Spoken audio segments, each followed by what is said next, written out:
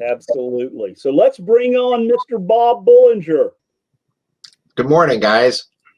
Good to see you. Morning. So guys, even though Bob is from Virginia Beach, Virginia, and this property, Eddie, just happens to be in Cartersville, Georgia, which is just a little bit north of Atlanta, right? So, Bob, not in your backyard.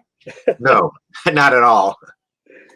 So a little quick story. So, Bob and I met several years ago, and so he's been with Note School a long time. So, Bob, I would say you're a very seasoned Note School veteran, and we got you to go back down memory lane a little bit. Now, you're still currently doing this. You're fully aware of this mortgage credit availability dropping, and you're chasing assets because of you understand the void and you understand exactly where to look, right?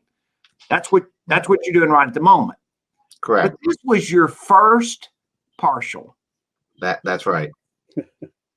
So this is a little look down memory lane, and because people think, well, I could never do this. This is some super seasoned student with Eddie, and they've been doing it for years. Well, let me just tell you something. You weren't that super seasoned when you did this deal, right?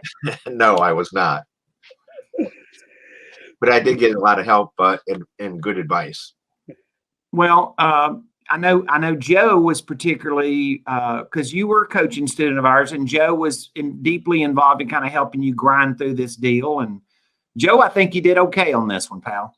Well, I think that Bob did great on this, and he did what we had taught him, right?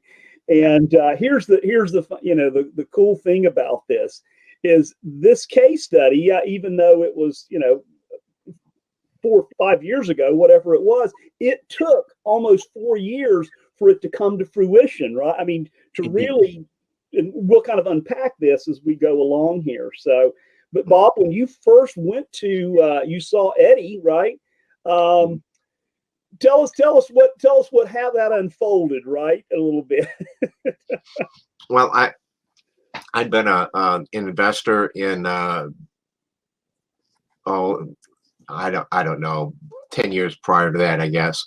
And it was a really good time to buy a sub 2, and I had a deal going, and a group of investors from our area went down to visit and see Eddie speak in Florida. And he asked the question, who has the deal going? And I raised my hand, and he said, well, come up here, let me dissect that for you. And at that point, I was just buying and flipping, buying sub 2, flipping, nothing real super special about that. But then he showed how to work the paper end of the business and do a partial. And I was just about blown off the stool that he had me sitting on in front of the class. And I had no idea that there's that kind of power in doing that. And since I like to utilize my Roth IRA, which is tax-free, and I'm of the age that I can, and it's been open long enough, I can reach in, have the deal done by my Roth IRA, then I reach in, pull my money out tax-free. That's just extra icing on the cake. Right.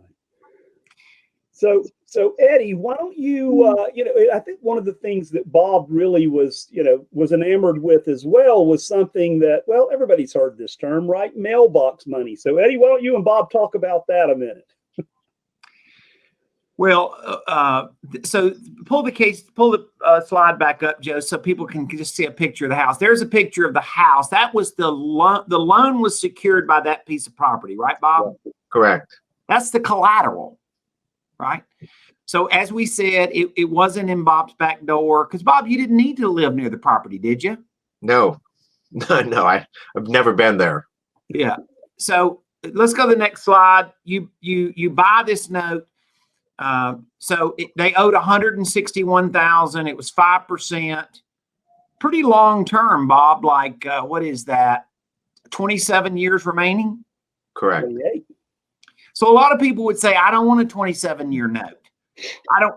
But you and I know now that loan is more likely to pay off early than anything else, right, Bob? Exactly. So it Loans sounds kind of typically don't scary. go 30 years. Yeah, it sounds like 27 years is scary, but that really usually never happens. Now, there's always exceptions. So there's the note. You buy this note, they owe 161. You made a killer buy. You bought that note for 50 cents on the dollar. That's correct. How'd you do that? Well, there were certain factors in there that made that note not as attractive as it could have been. It was being self-serviced, meaning that rather than have it gone through a third party, I had to do a lot of additional verification. It's a very long term and it had a very low interest rate, which if you look at the time value of money, not getting go deep into that, it just wasn't worth what that whole loan balance was. It was worth far less than that. And we agreed on the price. And incidentally, I paid more than was offered by other people. I talked to the lady, and I told her I agree with you that I think it's worth more than a couple other loan buyers would offer. And I gave her what she needed. I asked what she needed, and she said she had a house that she was going to buy, and she needed 81,000, and I gave her 81.5, and she was happy with that, and we struck the deal. So just a quick explanation for the audience here. So Bob worked through us, and we showed him a direct to seller marketing campaign. So you bought this note directly from the lady who owned the note, right, Bob? Correct. And so you negotiated with her, and we went through sort of a talk off process of how to have that language with her and stuff. You did a great job of that. When you bought it, there were already 24 payments that had been made on the note, correct? Correct. So she had a pay history. She'd been collecting payments, and then you bought the right to receive the remaining. Just think of it in terms of, guys, Bob bought about almost $900 a month, $895. He bought a payment of $900 a month for 27 years, 28 years. 28 years. Boom. I mean, if I total that money up, it'd be out of sight, right? And you bought it for a check, writing a check today for 81.5. Correct. Right. Now, remember the housing market today or yesterday, it doesn't make any difference. The lady that owned her finances was the bank. She didn't own the house. Right. So she could, that's all she could collect. If the house went up in value, it doesn't make any difference. You don't share your appreciation with your bank, do you, Bob? No. No. So understand, this lady was willing to sell it, but here's what you did really well. So there's your price and there's your cash flow. Tell us how you carved that up. Okay.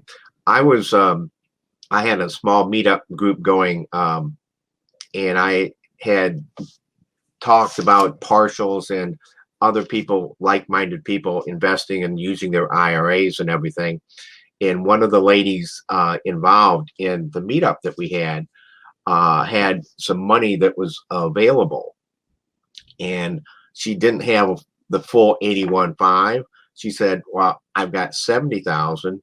I needed 81.5, so I added the other 11.5 in there to come to the 81.5 to buy that entire note.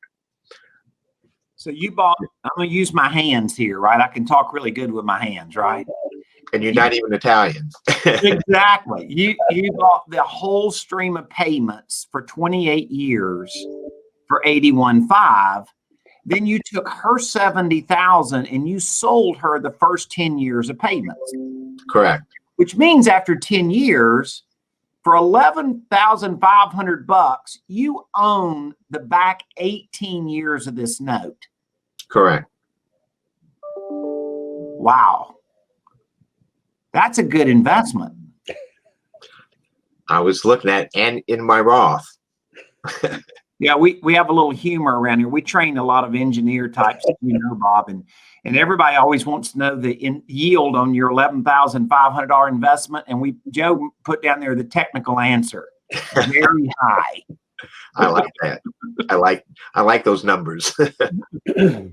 All right, so let's look at the next thing, because something magic happened here, Bob. Talk about this. After about 4.5 years or thereabouts, the lady who owned the house, who was making payments and consistently made payments, needed to have some medical procedures. She needed the money, so she refinanced the house.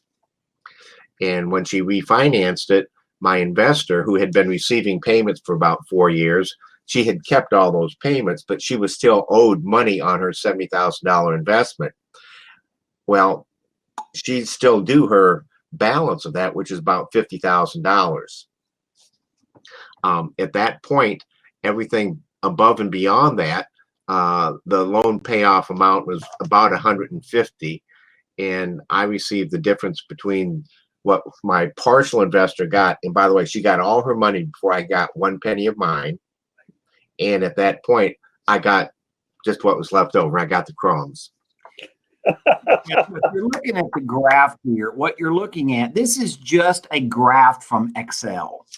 So don't get too don't overthink this, hopefully, right? Just know that Excel can show you a graph of what a loan amortization looks like. So the orange line represents the principal balance of the loan for the remaining life of the loan. So, 4 years into it, you just kind of click up there and go across, and the payoff on the loan was $150,000, right, Bob? Right. Yes. So I'm gonna call it round numbers. Your investor who had invested 70 had gotten 4 years worth of payments, but their unamortized balance of their investment, was still 50,000. So you had to give her 50,000 for her to get her proper amount of money. Yeah, the investor always gets all their money first. Yeah, I get what's left over. Okay, so you just think you got a barrel of money here of 150,000. You have the partial investor that didn't collect all the payments that they're owed yet. So they had a payoff. So that their payoff is 50,000. 150, 50,000 to your partial investor. And now you get $100,000. Now you did something really smart here. You bought this in a Roth IRA account. Correct. Meaning that you'll never have to pay taxes on that 100 grand. Exactly. So you invested $11,500, and 4 years later, you turned it into $100,000. Correct. And in all fairness, this was your first deal. My first partial deal. Yes. You were a real estate investor and you had done other things, but here's the thing about it. I'll bet you if we did a case study today, you could figure out this strategy and this, like all these little intricacies that we teach, but this ain't a bad first deal here, Bob. I was happy. I was very happy, actually. Joe, what do you think? I think that, and Bob would have been happy too if it didn't pay off early, right? Because he was investing in this for the long term, and he would have gotten 216 payments, $895, which is a lot of money, right? Yeah, and that would be a good, nice retirement, ongoing income. Yeah, some of them will pay off early, right, Bob? Some of them won't. And once again, this is a duplicatable process. This isn't like you did this one time, one and done. Exactly. Yeah. I had a guy ask me yesterday. He said, "Well, Eddie, these deals of seller financing." He said, "Nobody's seller financing today. Have you not read the headlines? I mean, real estate's on fire." And I said, do you realize that in the past 5 years, they've created 100,000 seller finance transactions a year, every year, 100,000 seller finance transactions. And this year, with the shortage of credit, the amount of seller financing is growing pretty substantially, right? So, Bob, we're not out of inventory, right? No. And And by the way, that people ask me, well, he bought her loan for 50 cents on the dollar. Was she mad at you? Tell about what you did with her later. Well, actually, we developed a relationship, and I think that's a very important key. And she actually came back to me and asked me to help her sell her house that she was currently living in Tennessee. Yeah. Yeah, that Bob, that just speaks volumes. And incidentally wrote me a very, very nice thank you letter. Right. Yeah, she did. And you know what? That just speaks volumes about you and the relationship that you developed. And I'll also say that your partial investor would have came back to you as well and said, "Hey, I've got this money back now. Can I jump into another deal?" And we see that happen over and over and over, right? Yes. Yeah. I was going to talk to you 1 second about this passive investor, Bob. Mm-hmm. Most of the people that I assume do partials with you have had rental properties, right?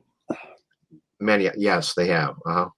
And so what they figured out was the rental property, when they looked at the spreadsheet, it was going to make X amount of dollars, but somehow they got some invoices that were sort of a surprise they didn't know about, right?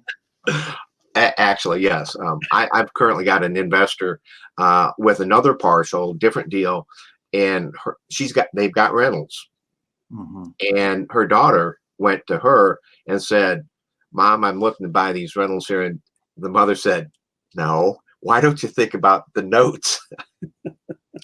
It must be easier to be the bank than be a landlord, Bob. Far fewer headaches. Yeah. All right. I know you're going to hang around with us for the after party, but anything that any point here you think we should have added? The only thing is I need to do more of them. Those kind of paydays are pretty nice. Would you do if you had the time? Would you do one of those a week? I need to work that in my schedule. Yeah.